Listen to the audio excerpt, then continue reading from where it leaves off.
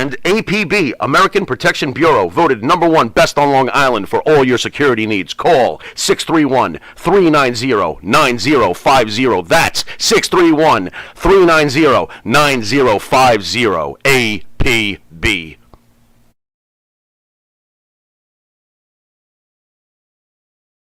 Tired of that same old breakfast, lunch, and dinner?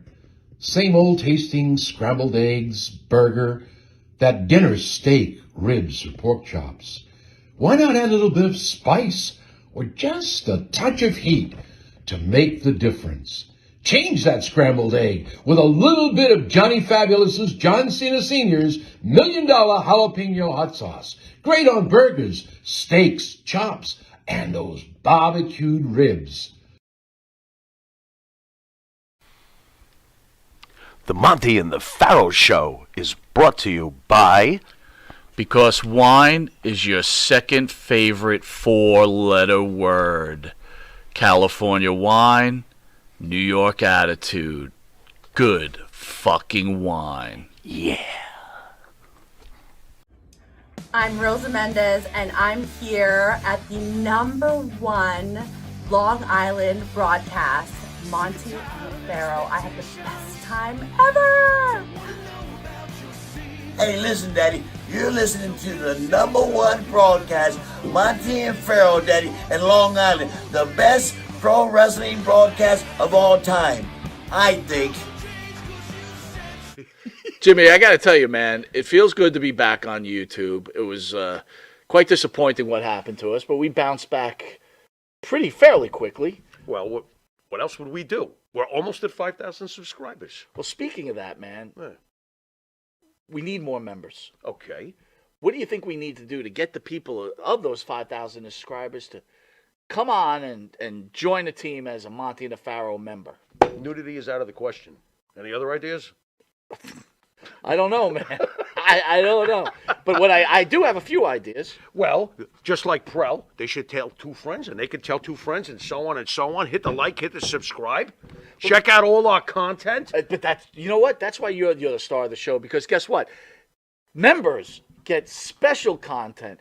Even we spoke about it. Pharaoh came to me one day and he goes, man, what's the deal? I can't even watch some of these videos because I'm not a member. And I said, there you go, Pharaoh. You got to be a member because this is what the members get. They get free content that none of the other fans that watch this show get. That's right. You get free autographs from some of these wonderful stars that come in, right? Nice. All you do is you go to the MNP webpage, or our own page, and shoot us an email and say, hey, man, I want a picture of Tommy Rich. I want a picture of whatever. And boy, that's on its way. We give them their choice. That's right. We rock. We do rock. And you need to rock too. Join.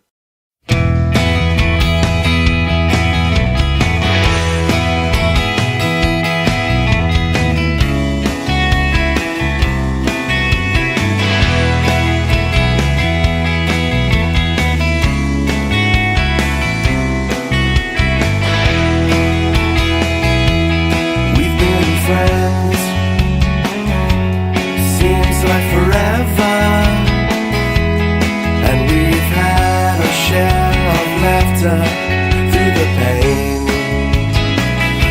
But look at us now, on a Sunday time. Is life too short to live in these extremes? Have we seen our finest hour? Good times surely will come. And all through the night I wondered and waited. Said, united we stand, divided we fall. To wait here for you, holding it together, just like a desert flower, waiting on the rain to come. And all I know is anger, lies, confusion. And what I'm saying is you don't realize what this means. Have we seen our finest hour? Good times surely will come. Ladies and gentlemen, welcome to episode 3 of the SOB Sports Network. And that's not son of a bitch, that's South Omaha boys. With your wrestling legends, Mike Halick, formerly known as Mantar, and Tank of the Truth Commission, and Mr. Paul New, Cannonball Grizzly, and former WCW wrestling star, PN News. Without further ado, here's your hosts. Ooh! Yo, baby, yo, baby, yo. Yo, baby, yo, baby, yo. What's up, my brother from another mother? How the hell are you today, man? Good seeing you. Dude, it just seems like the day's never ending. It's Man. you know, one rolls into the next, right? But it's a great time, man. Living Yeah, life, exactly. Every day is something new, and I'm enjoying things right now. I'm happy to be here with you. I'm happy to be here with Tim. We're making great things happen, and hopefully we're entertaining the hell out of a lot of people because we're a couple fat funny motherfuckers. Yeah, man, I don't know about you, brother, but I am simply outstanding as always, baby. Often imitated, never duplicated. Right. No, You so- know what? I've What? heard that before. Have you? I might have I've stole heard that. before. I might have stole that shit from you, man. Just like I stole the bump over the top rope that I take 10 times better than you. But hey, it's all good, man. Well, You know, that's up for debate. That's all kind of debatable. But the thing is I used to do the Mexican backwards over the bump flip on the turnbuckle. And that's a over the story fucking that- top rope backwards, bro. dude. No, Are you dude. Yeah. serious? So what you do is you go into the corner with your back hitting first, and then I'd hit with my back first, and then my legs would come over the top, and then I'd end up going outside the ring. So it was kind of a reverse Ric Flair, and I could do the Ric Flair as well. So I mean, you know, often imitated, never duplicated. You said a mouthful, my friend. Wow, buddy. You are a nimble fat fucker, aren't you? I am, brother. They just call me Symbol Nimble. Don't let your meatloaf, baby. Right. So listen, I just want to give a shout out, man, to Universal Talent Bookings and Monty and the Pharaoh Show for bringing us on this wonderful platform of over 700,000 listeners.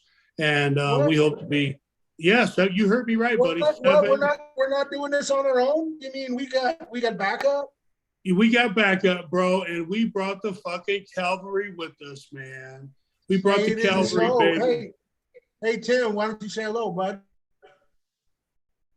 What's up, ladies and gentlemen? I am so excited to be here with Mr. Mike Halick, formerly known as Mantar, and Paul New, formerly known as PN News. I just want to touch base upon something real quick, guys, and I'm going to have the floor to you. I'm very excited about this fight coming up with Jake Paul and Tommy Fury, man. And, you know, as you said earlier, Jake Paul is 6-0, Tommy Fury's 8-0. But the difference, man, is that every time I bet against Jake Paul, he comes through and surprises me and wins every time. I mean, he's knocked out Anderson Silva. He's knocked out Tyron Woodley. He's knocked out, you know, Ben Askren. These guys are UFC legends, man. And I'm a martial artist. And a lot of people forget part of mixed martial arts is striking. And a large part of mixed martial arts is ground and pound. And Jake Paul, man, surprises every time. So I got to be different this time and actually put my money on Jake Paul because I think he's going to knock out Tommy Fury. That's all I got to say about that one. Listen, that's not what Tyson Fury said to Fight Hub TV. Tyson Fury said that his brother Tommy was going to knock out Jake Paul, buddy. And you know what? Boxing is fixed anyway, man. Are you kidding me? All that shit is fucking fake, man. You know, if people want to say that professional wrestling, if people want to say that professional wrestling's fake, I'm just gonna fucking come right out and say it. Fucking boxing is fake. It's all farce. All I'm going to say to this is the original Tyson, Mike Tyson, is calling for Jake Paul to win this match. So that's going to be great. I think it's going to be excellent. I'm looking forward to it. Normally I wouldn't have watched it, but now I'm think I'm going to go have to take a look at this. Problem is it's like in the middle of the night for me. It's not like you guys, living the dream over there, living in the right hemisphere of the world. It's nighttime and your daytime. It's right now we're living at 9:04 p.m. on a Saturday night, and I ain't got nobody. I ain't got nobody to kiss. Listen, buddy, So you can kiss me. I'll just blow a kiss to all my Mwah! friends out there. Mwah, So I'm just kissing all my friends out there because mwah. I appreciate you guys staying with us right now. And no, that Jake Paul is going to be interesting. I watched some of his training, Tim, and the video. He's got some good hands. He's got really good hands. I'll give the feed to Tommy, but I just don't think Tommy's heart's in it. Is like I was saying in the other podcast, because I mean he's around the heavyweight champion of the world. His dad's boxer trainer, and he's 24 years old, and he's only had 8 professional matches. To me, it just sounds like his heart's not in it. And this is going to be a payday. I mean, imagine the kind of money he's going to make on this payday. I mean, if he puts some money out, buys a little bit of real estate with what's left over after he pays everybody out. If he buys a little bit of real estate, he doesn't have to worry about a damn thing for the rest of his life. This is what, the average Joe out there that's probably listening to our podcast, they won't make that kind of money in the next 25 years. It'll take them 25 years. That kind of money in the next 5 fucking lifetimes. What are you talking about? There you go. There you go. I think the greatest boxing, the most exciting part of boxing has always been the heavyweights. So, in your guys' opinion, who is the GOAT of heavyweight championship boxing? Like, who do you think's the greatest of all time in heavyweight champions? Man, I don't know, buddy. I mean, Muhammad Ali was fucking great, but the end of his career, he lost a lot of fights. Tyson was great, but Tyson was a loose fucking cannon, right? And because he really wanted to kill the motherfucker that he was in the ring with, we all just talked about it, and that motherfucker really wanted to kill somebody in there. I seen some stories on the internet the other day. I was reading on Mike Tyson, and I heard that one of his bodyguards used to go out and recruit chicks to come in the locker room and fuck Tyson before he went out to fight in his big fights, because he would say, if you don't get me some broad in here to fuck right now, I'm going to go out there and kill that motherfucker tonight. And so he'd want to bust a nut in the bitch, and then so he wouldn't go out and kill that guy, right? And so, he was a weird cat, man. And speaking of Tyson, he's really changed his life around, man. He's got his hands in like a energy drink, energy powder. He's got his hands in fucking marijuana. He looks good. He's healthy. I mean, he walks around. Watching Mike Tyson walk around is like watching me walk around. You could tell that we're old fucking fighters, and that we've been through a lot of fucking wars, right? You can tell his body's fucked up and my body's fucked up, but I got yeah, but you know what? You're right about Tyson, Mike. And the thing is I don't know. I don't know about the story. It could be legit. I mean, that's speculation. I have no idea. I do respect what he did. He was a hard hitter, but when Customato died, I think he lost it. Help in his career. He lost it. I think Customato was really key to him. Was his direction. And then the thing with, we talk about Muhammad Ali, and I don't know a lot of the fighters that came before Muhammad Ali because I wasn't alive back then. But I remember as a kid watching Muhammad Ali, and that was really the heyday of professional boxing. You had so many. You had Foreman, you had Holmes, you had Ali. I mean, it was really an amazing time for boxing. And then even into the 70s, even into the Smoking Joe, and even into the 70s, where you had those lighter guys like Hearns and Hernandez and Sugar Ray Leonard and those guys tearing it up too, man. I mean, the 70s and into the early 80s, that was really a really great time for professional boxing. It was, man. But I think, professional boxing is dead now, in my opinion. They're not making any money. They're not selling any seats. And, Floyd Mayweather, he's made his fucking fortune, but he's blew a lot of it, I heard. But I heard that I heard him and him and this Paul were talking about fighting too again, but Jake Paul said that, Floyd would have to share some of the fucking purse because Floyd always wants 100 fucking million when he fights, right? Yeah. Yeah, no, I don't know. I don't know if Logan Paul last year. Logan never got paid from that fight. Did you guys know that? Floyd Mayweather Jr., Floyd Mayweather's promotion, Money Team Promotions, still owes Logan Paul money from that fight. That's what I heard. That's bad news, man.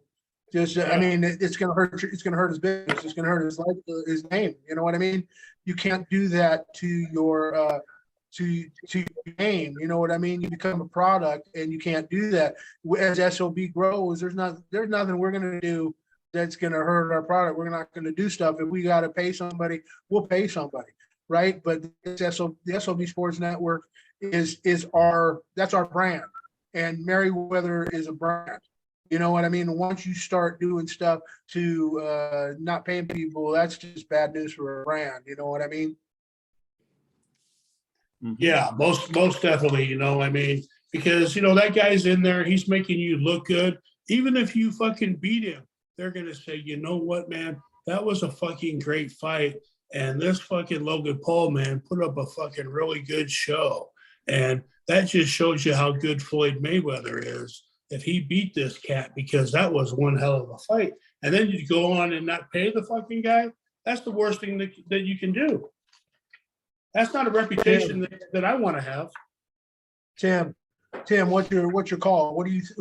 How long is it going to go? When's Paul going to take it? The schedule for 8 rounds.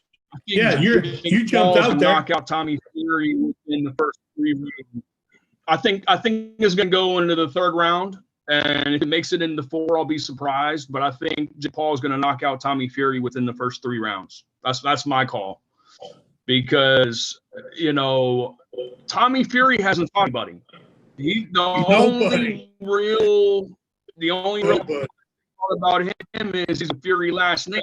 He's been fighting tomato cans. And Jake Paul's actually fought real competition. So, yeah, Tommy Fury has fought against guys with like a combined record of like 32 and fucking 307, right? I mean, he has fought. Didn't one of them have a wooden leg? And hey, big leg, come over here and throw a punch, man. That's what his career's been. His brother Tyson is the fucking fighter. Tommy is just trying to scoop up some fucking chips on his own, in my opinion, of being on his brother's coattails, right? Yeah. That's what I think. I think if you put Andy Kaufman in the ring with Tommy Fury, Andy Kaufman would win, and Andy Kaufman's been dead for 40 years. Yeah. And ladies and gentlemen, if you haven't noticed, we are very sarcastic and we're very open-minded and we speak it. So if you're offended, too bad. Yeah, and you know what? We're just here to make your day greater, make your life better, and shine some sunshine on everybody's life, right? That's what you don't have to agree with us. You don't have to agree with what we're saying. It doesn't matter. We're here for the entertainment. You're all welcome to just follow along, and I'm sure that people on some of these platforms, people are going to be making their comments, and I mean, there's going to be a lot of comments like "eat a salad," and and I eat a salad every day with chocolate cake. Man, I could tell. I could tell. Do you like pies, Mike? Do you like pies? Brother, I can eat a whole pie. Let me tell you. With whipped cream. With whipped cream, bro. In the summertime, it'd be all the mode. It'd be all the mode in the summertime, wouldn't it? Bro, if you ever seen me sit in fucking Perkins and order a pumpkin pie and a pitcher of fucking milk, I'll sit there and eat that whole fucking pie until it's gone, man. Right. I've seen you at Perkins, and when you sit at Perkins, you sit around Perkins. Large and in charge, baby. That's nationwide, baby. Nationwide. Yeah. So listen, I don't want to change the subject, but I want to talk some fucking sports here that I find that these athletes are absolute incredible athletes. And I know that when I get behind the wheel of a car, I always want to be fucking Mario Andretti, man. I miss Germany. I miss driving on the Autobahn doing 160 fucking miles an hour because that shit is just a plain adrenaline rush, and I love it. So I want to talk some You're in NASCAR. Florida. You're in Florida, and I'm in Germany. And you know what my day car is? I've got I got a Mercedes E class 360.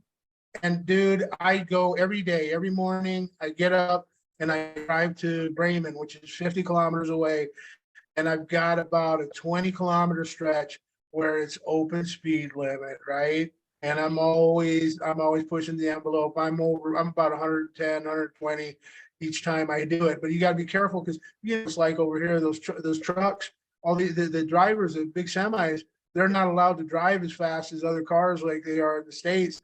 They're only allowed to go like 100 kilometers an hour or 80 kilometers an hour. So you got to avoid these cocksuckers going out in front of you. You know, here in the state of Florida, speed limit is 75 miles an hour. And if you're not driving 85, 90, you're going to get fucking run over. And they don't allow semi trucks to drive in the fast lane over here, you know, but it is balls to the walls, man. Every time I'm going up I-75, man, I'm like hauling ass. So I saw you, man. I saw you at the Daytona 500. I swear, man. I think you were one of those cars, weren't you? Ha ha ha ha. Fucking fat. Tell us about it, man. Tell us about what your opinion about Daytona. It was a close race. It was good at the end. It was pretty exciting. Yeah, the Daytona 500 was fucking great, man. Daytona, Florida was last Sunday. There was over 150,000 people sold the place out. And I know I tried to get tickets. I couldn't get tickets, man. But I'll tell you what, I got my tickets for next year. But the winner of the 2023 Daytona 500 was a huge surprise. Ricky Stenhouse Jr., ladies and gentlemen. He won by less than a half a second, going over 220 miles an hour for 4 hours straight, bro. That shit is fast, it's furious, and it's action-packed. You know, a lot of people say, I fucking hate NASCAR. You know, I have to admit, NASCAR is a little boring when you watch it on TV. But I've been to a few NASCARs, and I'll tell you what, man, they are fun, they are exhilarating, and they are exciting to hear them fucking cars go boom, boom, boom, boom. You know, it's fucking great. You know, Ricky Stenhouse, this is his third career win in the NASCAR series, and it's his first win since 2017. You know, but for me, the most important question is, can the 2022 NASCAR champion, Joey Logano, can he defend his championship title this year? It's going to be tough, you know. Joey's always been, for me, one of the semi-main event guys. But the fucker wins on a regular basis. You know, he drives that Penske Ford, man, and he is fucking fast, man. That yellow 22 flies, man, and it rolls off the truck ready to go in race trim every week. You know, is he your favorite then to continue? And well, I mean, there's going to be a lot of guys making a run for the championship. But hey, can you explain to people that don't know about NASCAR the difference between the Cup and some of these other races that are going on? So, for example, in NASCAR, they have the main series, which is NASCAR, and then they have like the NXT version of the NASCAR, and they call that Xfinity races. And they also have truck races. So when they show up and they pull up into these towns every weekend, usually you get trucks on Friday nights, you get the Xfinity series on Saturday afternoon, and then the NASCAR series races on Sunday afternoon. And some of the guys that race in truck, they race in Xfinity. Some of the guys that race in Xfinity, they race in NASCAR. So these people are very familiar with what they're driving and the tools that they have and the horsepower they have underneath them. And you know what? Some guys are a mainstay in trucks, but I think they drive the Xfinity car better. Some guys in the Xfinity, they come and make the jump to NASCAR, and boom, they're instant stars. This Ty Gibbs, he's Joe Gibbs' grandson. This kid is 19 years old, and I think he won like 8 Xfinity races last year. You know, and Joe Gibbs, Kyle Busch has moved over to Joe Gibbs Racing this year, which was a huge move. And Kyle Busch just landed himself in a bunch of trouble. Yeah. In Mexico. This dumb fucker took his family on vacation and packed a pistol. Took a pistol with him. I mean, how fucking stupid is that, right? I mean, I've heard they sentenced him already to like 3 years and, you know, just some fucking crazy shit. And I'm thinking, here's the fucking guy that's on top of his game, and he's gonna do 3 years in a Mexican fucking prison.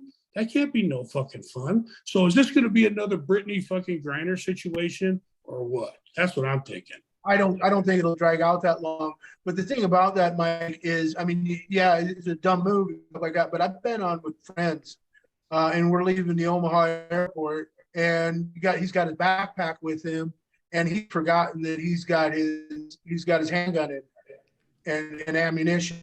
He just didn't even think about it. You know, he packed his stuff, packed the suitcase, and he threw his he had his back in a separate pocket. He had his handgun in there. And he forgot it, you know what I mean? And he just forgot all about it. You know, okay, it's not a felony there. It's just that he had to get the gun out of the airport there. And this is prior to this, early 2000s or something like that. But it's just one of those things. I don't think he must have not did it intentionally, but what were they over there in his car? I would like to know the details of how he had a weapon over there in the first place. And if it was just in his car, it might have just slipped his mind. I mean, we're all human, you know what I mean? Yeah, I mean, we all fuck up and do stupid shit, right?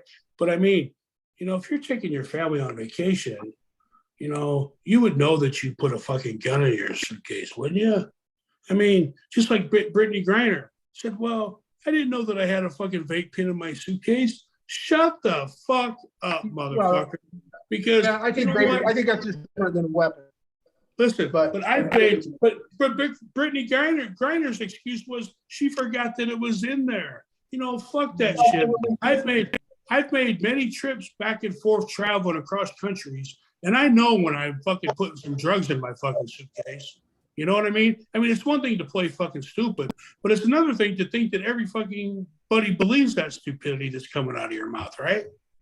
Yeah, but especially in a country like Russia, where they really, even if it's a soft drug like marijuana, they really they throw the book at you. They have a zero policy in Russia when it comes to bringing those drugs in and out of the country. And yeah, it was a move from her. We all make them, but.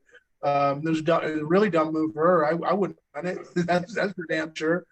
Every country I ever go to, I always check out what the rules are before I go to the country. You know, right? Just to bring yourself up to date on what you can and cannot do, right? Because you don't want to end up in some fucking prison in Pakistan for 25 fucking years, do you? No, fuck no. You know, and you ever been in a Turkish prison? No, I can't say I have, brother. Never been in the cockpit of an airplane? I don't think I'd fit in the cockpit of an airplane. Have you ever seen a grown man naked?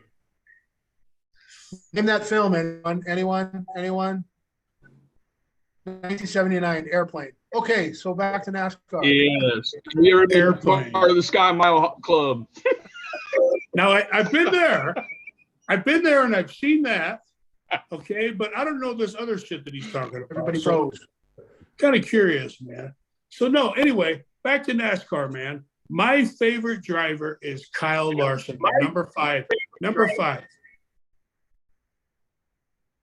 Drives the number 5 car, races for Hendrick Motorsports. I love Kyle Larson. He is my favorite guy, man. And this fucker is only like 5'6" and about 145 pounds soaking wet. He is fucking small, man. You know, I've always wanted to drive them NASCARs, and I'm thinking, fuck, I wonder if they have a NASCAR where the door actually opens so I can get in and drive one, right? Because no matter who they are, even if it's little, Bill Elliott, Speedway fucking doing NASCAR fucking runs and selling them for $250 for like 2 laps, right? But still, I would fucking love to be able to slide in that fucking window and get in that driver's seat, because they make the driver's seats custom made to fit the drivers, right? Can you imagine what my fucking seat's gonna look like, bro? Goose, I think that through that window it's going to be goose fat, a lot of goose fat. Listen, You have to lather yourself up. I mean, I'm in the same boat. We'd have to lather ourselves a lot of goose fat on the outside of our body. But then we're really, then fuck that flame retarded shit, because all that goose fat would set us on fire if something really had happened go wrong. But yeah, dude, I'd love to see you in that NASCAR, dude. You'd be like this over the steering wheel. There's just not, there's just no room in those son of a bitches. You'd be up there and your head would be over no, there. Man. Hey, what's that, Dad? There's a head driving the car over there. What the hell? Dude, and the thing is I don't think I could wear a fucking helmet, because I don't think they fucking make one to fit all these brains, man. So when Mike started driving race cars, I have to cue the Jim Croce song, man. you know that when Mike starts driving race cars, man, I have to cue the song. Listen, I think I can get in the car and get in the seat, but when it comes time to getting out of the fucking seat, I would need to reach over and push that fucking button where it electronically stands you on your feet, right? The recliners that they got nowadays that fucking raises up off the ground and they raise you up. So for them old people that can't get up out of the seat, I'm thinking, the other day I'm sitting in my fucking recliner and I'm trying to get up and I'm like, what the fuck? Where's this button at, man? I need a chair with the fucking button to get out of this fucking thing, man. This thing sucked me fucking in and I can't get out. Yeah, you got that extra tray thing there instead of the button that holds the cake and the salad. Right. Man, I ain't got no fucking tray, man. I ain't got no tray, man. Get it right, bitch. I got a fucking platter. A platter, right? Right. What's the difference between stock car? Yeah, Mike Halleck. So so people that don't know, like I for one don't know, what's the difference between stock car and NASCAR? So stock car has engines that go fast around a quarter mile or a half mile track. NASCAR has engines that go 3 times as fast around the same fucking area, around the same size track. It's the horsepower in the cars. Like the stock cars, they're just some fucking shit that you work on in your garage, basic car engines, maybe souped up a little bit. There's not a lot of horsepower there. When you start getting to an Xfinity and NASCAR, that's where you really start getting into the fucking horsepower that drives them cars down the speedway 220 miles an hour. I mean, I don't give a fucking shit who you are. That is impressive.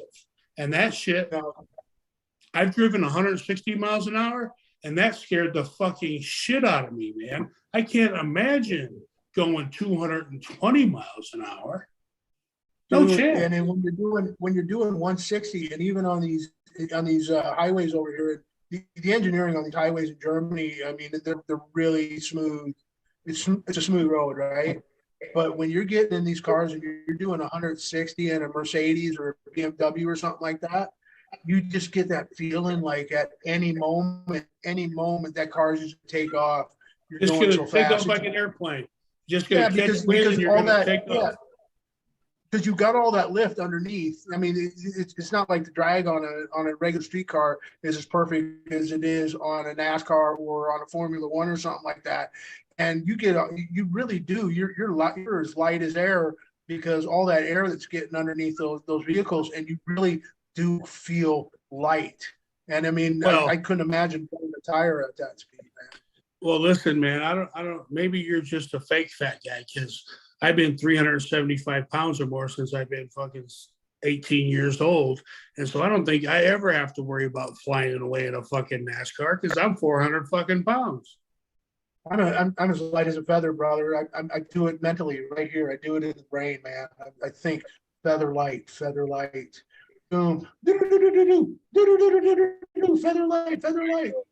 Yeah, man. I don't know. I don't think I agree with that, man. There's not a lot up there in that fucking noggin of yours, bro. Right. So is it pretty safe to say that Dale Earnhardt was the GOAT as far as the stock car drivers, Dale Earnhardt Jr.? As far as NASCAR drivers, Dale Earnhardt was by far the fucking GOAT. And, you know, some guy asked me this the other day on a podcast. He says, Mike, he says, who do you think, if ever, that will replace Dale Earnhardt Sr. as the GOAT?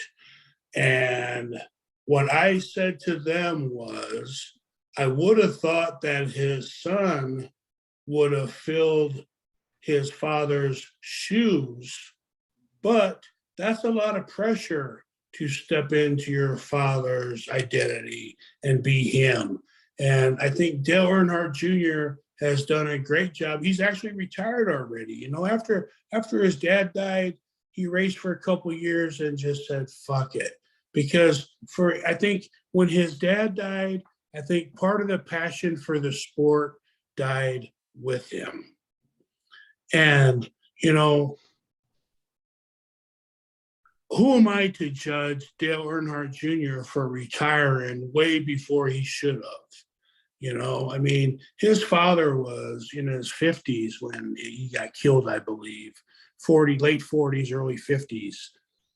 And the only person that I can think of that could possibly step into being the GOAT would be Jimmy Johnson. And I only say Jimmy Johnson because Jimmy Johnson won 7 NASCAR championships. And he won some of them with the new format. And, you know, I don't know if you guys know how they score NASCAR, but it's on a point system, and they score you on where you finish in the race.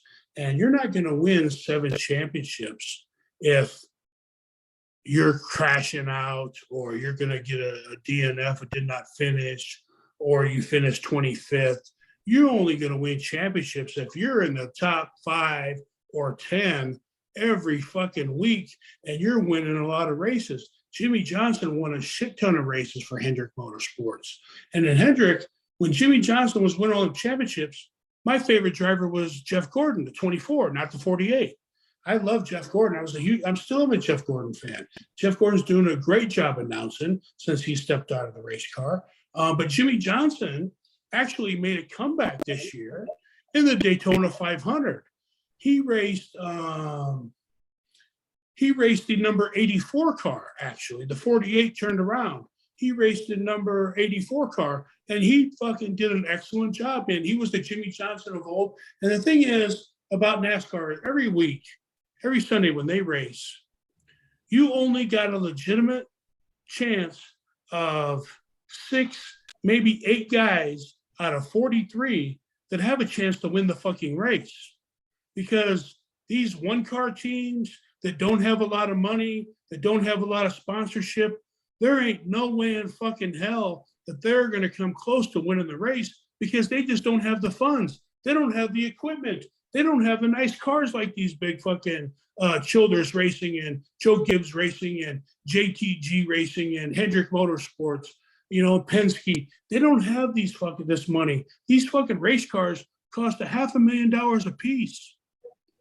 And some of these teams have 10 or 12 cars sitting in the fucking garage in Charlotte, North Carolina, just waiting to be rolled out on the fucking track, right? And these small companies, they only got one car, and that's the one on the fucking racetrack. And that's the same car that they bring to every track. They just change the engine and the parts in the car. That's all. So them guys ain't got no chance of fucking winning. And that's why Ricky Stenhouse Jr. winning the Daytona 500 last week was such big news, because he's only won 3 races in his career. And he hasn't won since 2017. So he was a total sleeper in the race. His odds, I think when I looked at his odds on Sunday, I think his odds were 30-1. 30-1. Well, speaking of news, man, how about PN News? Because, you know, like back in the day, PN News used to do rap battles with Sir Mix-a-Lot. So I wonder how he would have done in race cars. Dude, I Yeah. would tore it up in race cars, man. I'm Listen, telling you, yo, baby, yo. Why don't you just lay a little quick rap down for us here, fat guy? ain't happening. It ain't happening? The mind No, don't work that.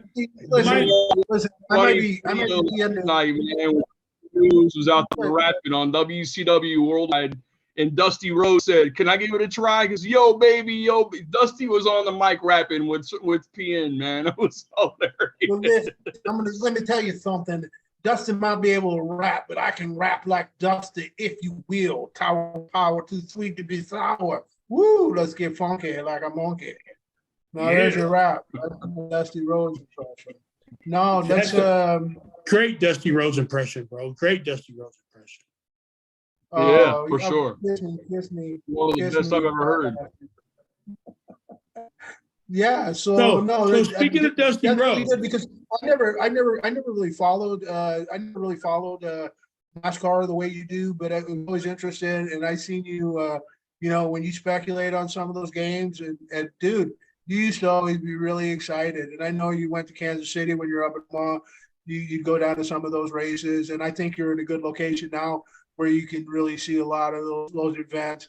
And as we move forward, I'll start getting into the NASCAR scene a little bit more, and I'll be able to have some input into this. It's interesting listening to you talk, Mike, because it's, you know, the pointing, the system, the different types of races, and everything like that.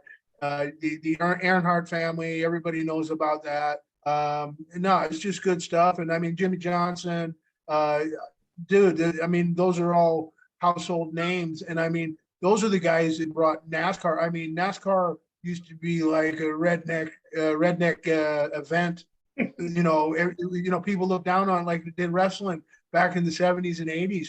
And then in the 90s and then the early 2000s, NASCAR really took off, man. And they, you know what, I'm convinced they took a play, you know, it's just like the NFL. They took a part of Vince's playbook. You know what I mean? And they didn't make it, it was no longer just a race. It was an event. You know what I mean? So everything became an event, and that's why the NFL does what they do. And I mean, they're top red runners in the sporting industry in the United States. But definitely NASCAR they've done some interesting stuff, and it's fantastic. I'm looking forward to start to. It's a little bit harder for me being in Europe and stuff like that, but I do have a sports network where I can catch a lot of stuff. I can catch the NFL, a couple of college games, some college basketball, ice hockey, soccer. Eventually, we'll get to talk about some what they call football over here. So, yeah, you know, and that's one of the good things about moving to Florida and living down here in the state of Florida is the NASCAR. You got Homestead Speedway and you got the Daytona 500.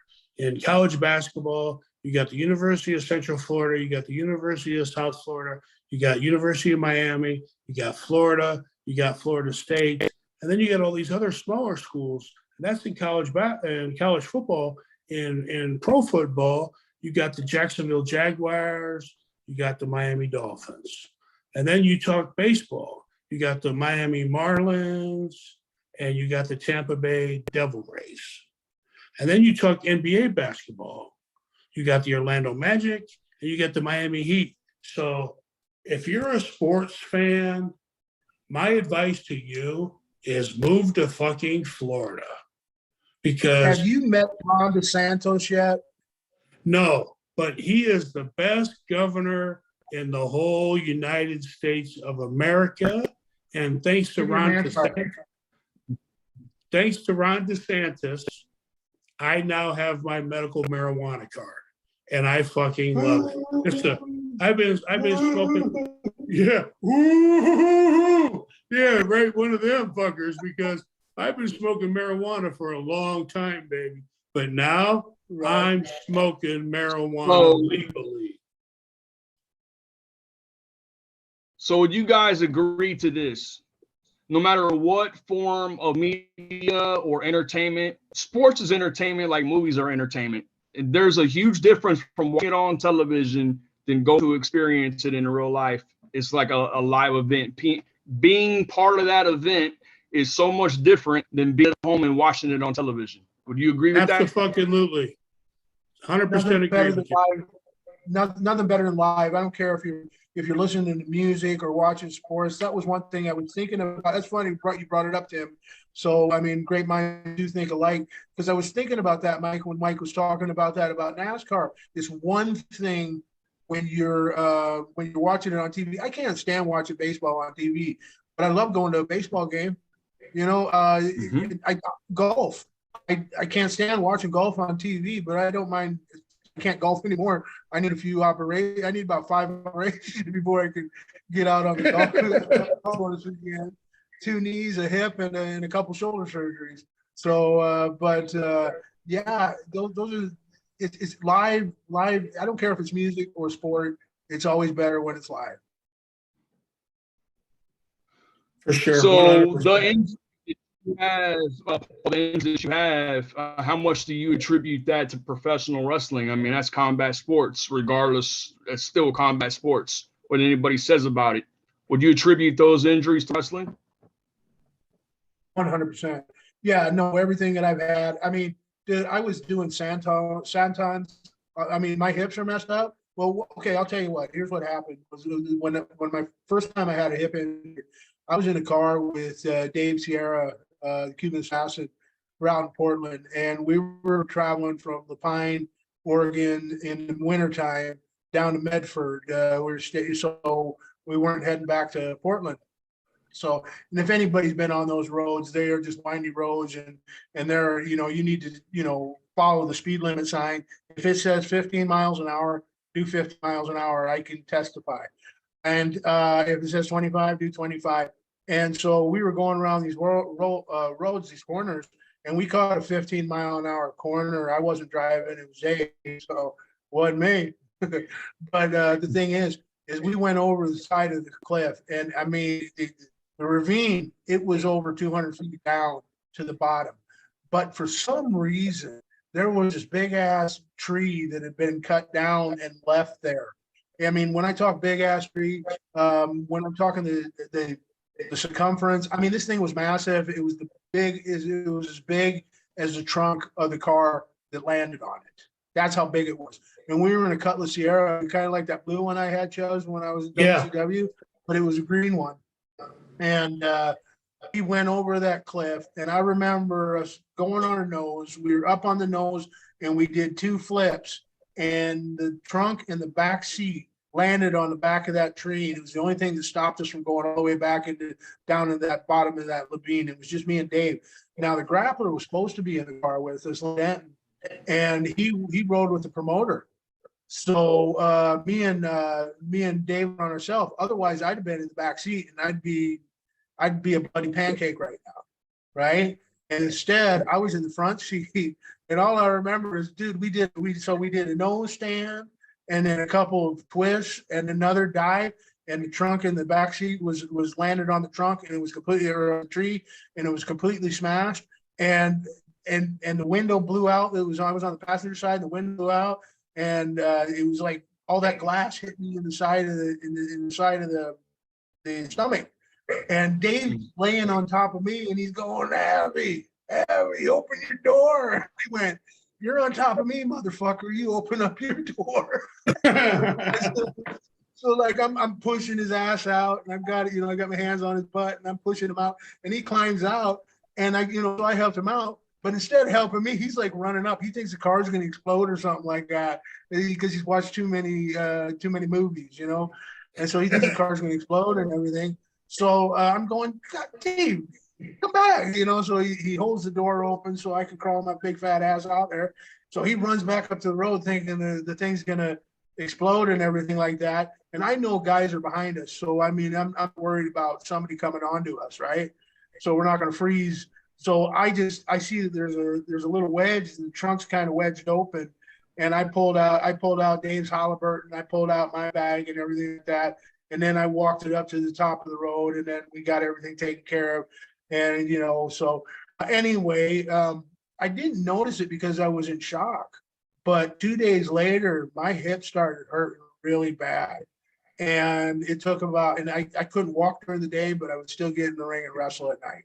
Right. And that's just the way it was. And so that was when I noticed that one. So I've already had that hip replaced, but that was the worst one. And that's been hurting it was hurting since 2011, and I didn't have the operation 2020. And then Mike can testify from 2016, I was walking with assistant. I needed a cane because of the hip. And so now I've had that replaced. And in the meantime, my knees said, okay, once everything else said, hey, hello, I'm here. You know what I mean? And it all started causing problems and stuff like that. He was walking around with the fucking cane since 2016. Now he's walking around with the fucking electronic scooter.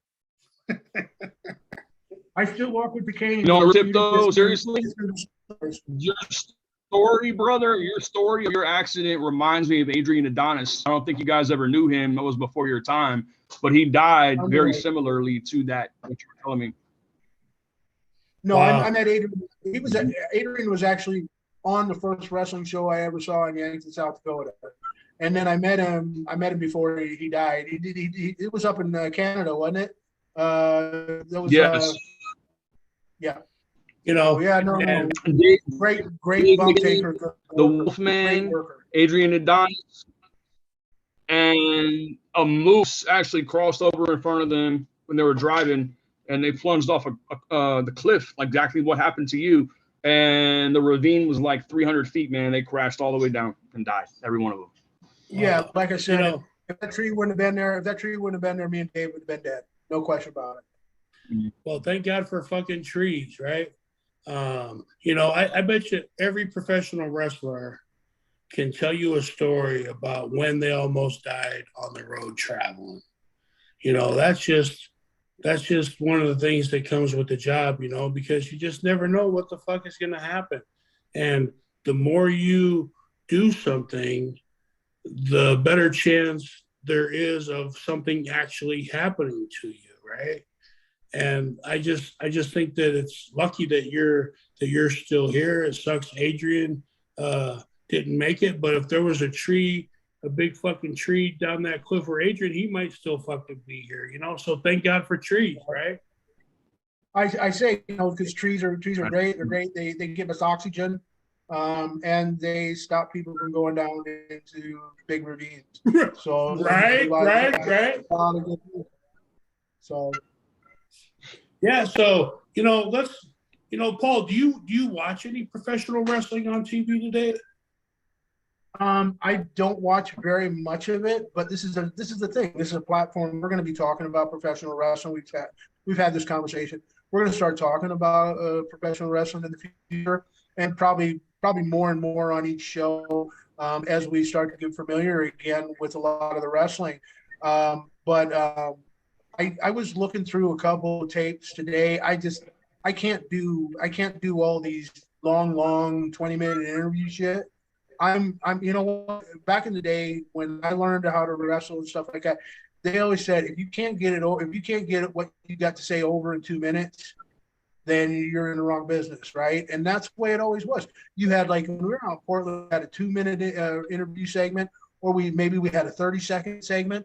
So you had to get all your shit in, and make it make sense and tell part of the story within a certain amount of time. And then a lot of the action was in the room. Was in the ring.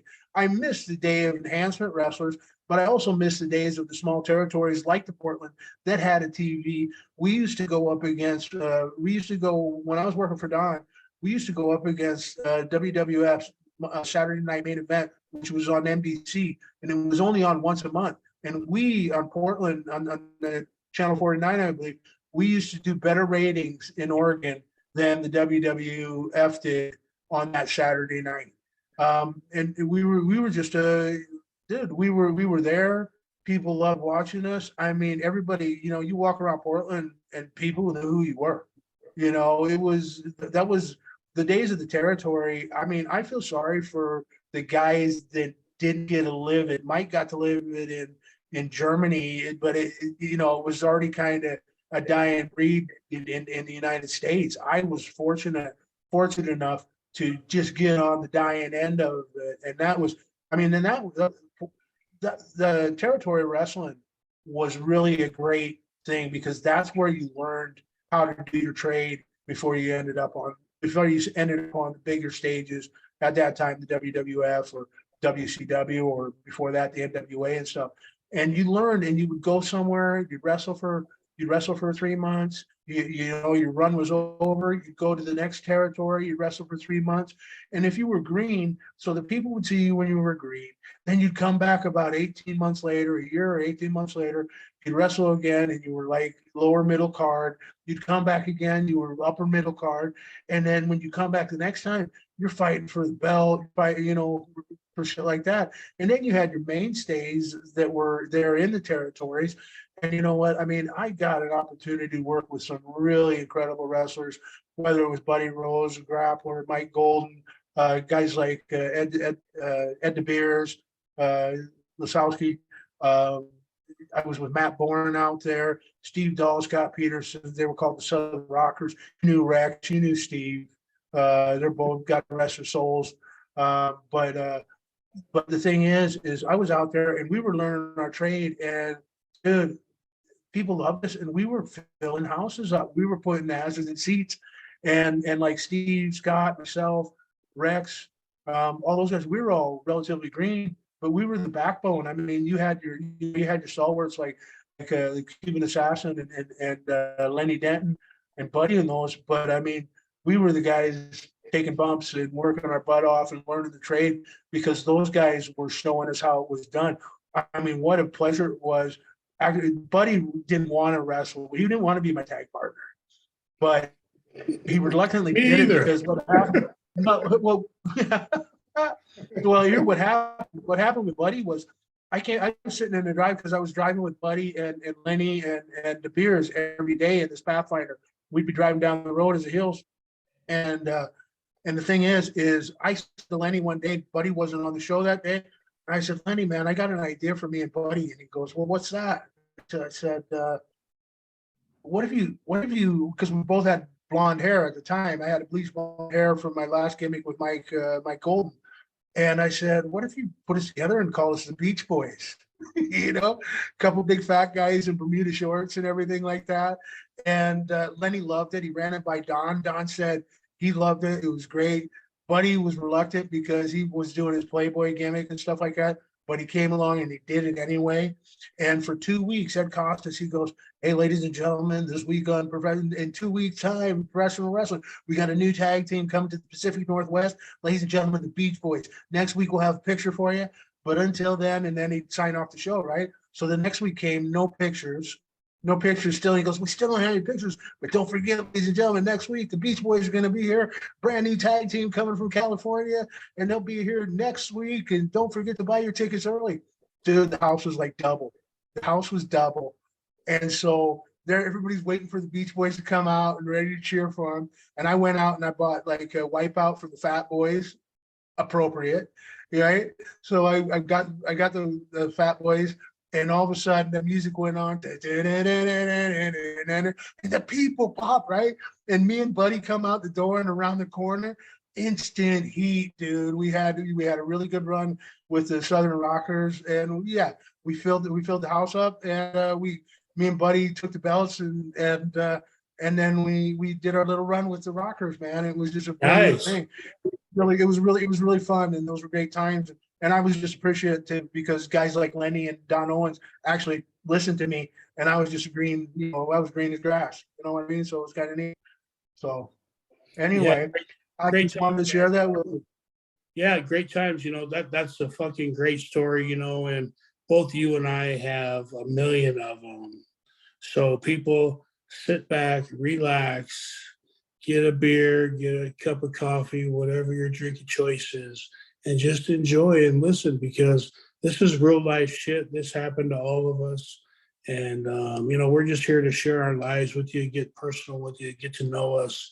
And, you're going to end up loving us, man, because we're two fat, lovable guys, That's a great story. And we get to talk about current events as well, Mike.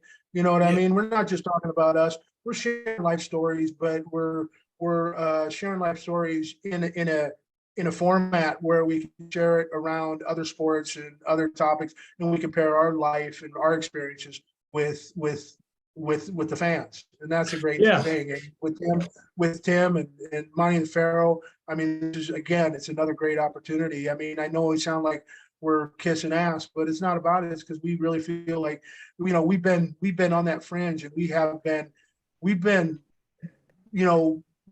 blocked, we've been cock blocked, so to speak, by a number of people. And as we've said in the last episodes, you know, nobody can stop us from talking about us and talk about what we've seen and done. No, this is our format, and thanks again to Monty and the Pharaoh and Tim Beal, because this is what is going to identify us. This is the thing that is this is going to define me in my life. Not just what I did before, but what I'm doing now is what I want to define me. So, and I don't know about you, Mike. Sure. Well, listen, I just know that I'm living my best life down here in Florida. I'm the best version of myself, and I keep getting better and better every day. I want to improve. I want to inspire people.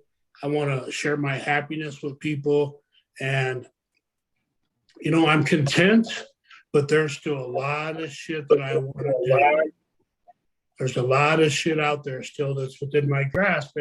And you know, I'm going to make it happen. And I want to bring everybody along for the ride, and so they can share in our success, you know, share our happiness. They can feel our love, and they can feel our passion for the sport and what we've done for most of our life, because, you know, it's all about the fans. And Can you make them feel? Can you make them feel it? You know? Yeah. And that's the thing. You know, you go back to the David Allan Coe song, man. And I think about that all the time. David Allan Coe, The Ride, man. And that's apropos, just what you said, Mike, because it is, we want to make the fan base feel what we're talking about, feel like they're part of our lives, man, because that's what we're sharing, man. We're sharing, and you know, maybe they can learn from our mistakes. Yeah, you know, listen, when I'm telling a story and I'm sharing my life with all you people, I want you to sit right here, and I want you to see everything through my eyes. I want you to feel your experience happening through my experience. And if I can make that happen, then I'm successful. You know, I mean, I'm hearing a couple stories about you, Paul, that I've never heard before. And I'm just fucking living it up, man. I'm soaking it all in. I'm a big fucking sponge. You know, I learned something new today about my fat friend, and I'm pretty happy. I'm pretty impressed. You know, we've definitely lived a great life, and we're both lucky enough to still be here to talk about it. And that's what's important. You called yourself a sponge. You crack me up. You say some of the funniest things without even realizing. I am the most. I love you, buddy. I love you. I am the most simply outstanding sponge that any of you fuckers will ever see. Amen to that, man. Hey, everybody, don't let your meatloaf. We'll see you on the next episode. This has been episode 3, and I know Mike has got something he really wants to tell you. Well, you know what time it is, baby. It's SOB Sports Motto time, and our motto here at SOB Sports is, you only die once, but you live every fucking day. Ooh! Yo, baby, yo, baby, yo.